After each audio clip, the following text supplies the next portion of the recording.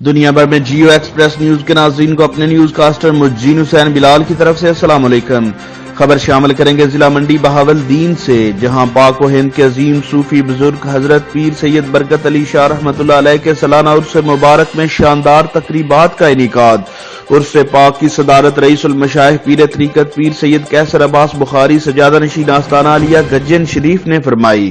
محفل شان اہل بیت و شان اولیاء، محفل سما مقابلہ جشن نیزہ بازی کے انعقاد نے جنگل میں منگل کا سما باندھ دیا۔ پنجاب کے روایتی کھانوں، مٹھائیوں اور بچوں کے کھلونوں کے سٹالز، جھولے بھی لگائے گئے۔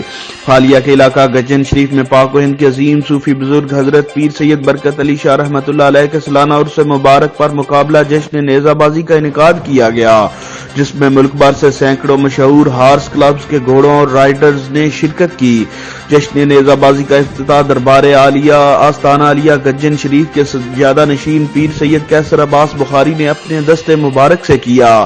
اس موقع پر ملک بھر سے ہزاروں شائقین اور مریدین کی شرکت سے جنگل میں منگل کا سما باندھ دیا۔ مقابلے کے شریک کھلاڑیوں نے شائقین سے خوب داد وصول کی۔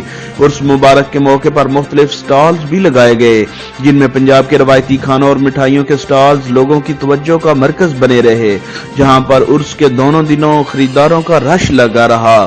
اس دوران بچوں کے لیے کھلونوں کے سٹالز، جھولے بھی لگائے گئے تھے۔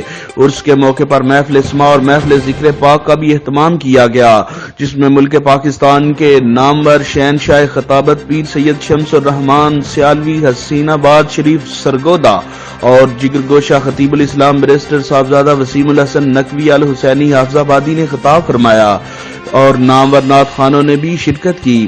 محفل سما میں معروف قوال محمد اعظم دونے والا نے سما باندھ دیا۔ عرس مبارک کے دونوں دن مریدین کے لیے لنگر کا بھی اہتمام کیا گیا۔ عرس کے اختتام پر گدی نشین دربار عالیہ پیر سید کیسر عباس بخاری نے عالم اسلام وطن عزیز کے لیے خصوصی دعا بھی کروائی۔ کیمرہ مین خرم شہزاد کے ساتھ مجین حسین بلال، جیو ایکسپریس نیوز، منڈی بہاولدین۔